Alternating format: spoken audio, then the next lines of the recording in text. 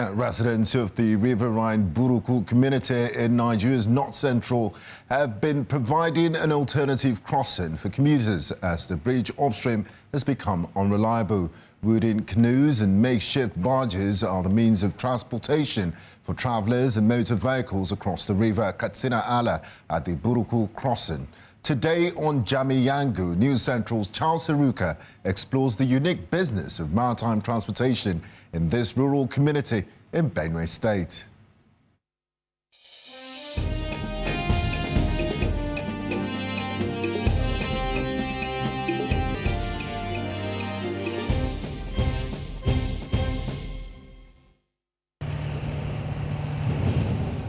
Traffic on the bridge over River Katsina-Ala, a tributary of the River Benue, one of Nigeria's major rivers, is very scanty. This is quite strange for the only route linking the northeastern states of Adamawa and Taraba with the southern parts of the country. The bridge, located along the federal highway in Katsina-Ala town of Benue State in the north central, has been undergoing rehabilitation after years of dilapidation. About 100 nautical miles further downstream, Buruku, a riverine community, takes advantage of the out-of-commission bridge to provide an alternative crossing. At the place where the river bisects this community, crossing is by crudely constructed wooden canoes and makeshift ferry boats. It's better and it's shorter for me. That's the sincere truth. The Katsina-Ala road is really bad. If it's fixed, okay, but if it's not, this particular lane is shorter and easier.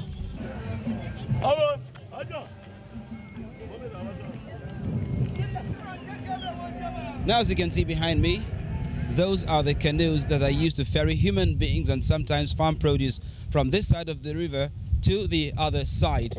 Now, not only human beings, but sometimes even light vehicles like motorcycles are some of the passengers that are ferried by these canoes. Now, if you follow me to the other side, you'll notice that there is a motor vehicle on that particular barge. Well, this is what they are. These are the barges that are used to ferry heavier vehicles like motor cars and buses, and of course, human passengers as well. We have different types of boats operating here. We have smaller boats which used to cross passengers and the motorcycle, and then we have this local wooden ferry that ferry vehicles across this river. That is how we organize the crossing. Apparently, the incapacity of the bridge over River Katsina-Ala is now providing a source of livelihood for the youths of the Buruku riverside community. The small one we charge a person is 100 naira each head. And the one that is taking vehicles, these are like motors. Like this very one has just arrived now. We can charge this one 1,500 naira if it is private. But the commercial one is normally collected 1,200 naira, just like this one that just arrived now. So I'm standing here, I'm the one with my brother that bring the idea of constructing this local boat in the year 2002. When I reached home, then I slept and I think over it. So the following day, I met our carpenter, which used to construct small boats for us. That I want to construct a ferry boat that can ferry vehicles across. Because since that time, anytime small vehicle comes, we lift the vehicle and then road inside the boat. When we lift this side, then we overload it by hand. Then finally, when we finally construct this one, the very one that you are seeing, and then we make it possible for the vehicle to be climbing by itself without lifting it with hand. So how does it feel sailing across the river on one of these contraptions? Well, I decide to take a trip on one of the makeshift wooden barges.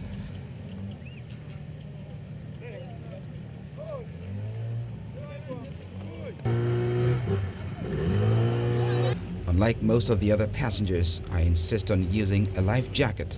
This basic safety precaution is certainly not being taken. I would even prefer that if government can provide life jackets for every boat user here, to buy one before you board. It would be nice. Some passengers, they fed maybe, giving the life jacket now, they don't see no need of using the life jacket. But it's very, very important. That's why they brought them here. But some of the passengers, when giving them the life jacket, the life jacket were donated by two parties, APC and PDP. So when you give the one of PDP to a person of PDP now, they'll be feeling maybe you are intimidating he or she. Then that's why we stop giving them the life jacket.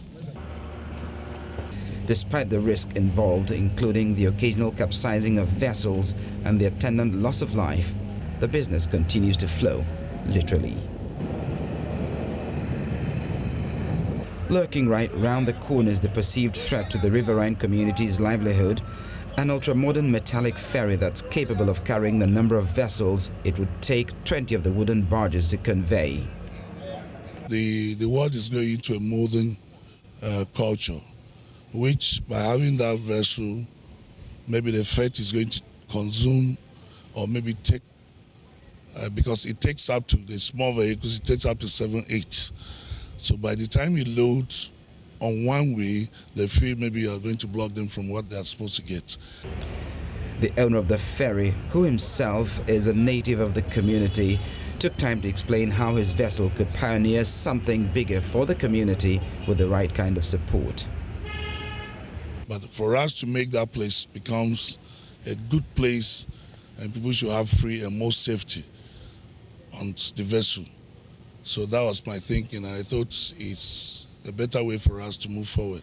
We can still apply to federal government to give us small barges, the canoes and the rest of them. They have it there. They're just dumb there, nobody's using it. And I wanted them, if they could join up, we're going to have better ones, better flying boats. They are all there laying. Nobody is using it. There is so much potential for the Buruku riverine community providing this alternative crossing point. With government facilitating the use of modernized vessels here, it will not only take the pressure off a rehabilitated bridge, it would also create a booming inland maritime industry for the community. For Jamii Yangu, Charles Erukaa, News Central Television.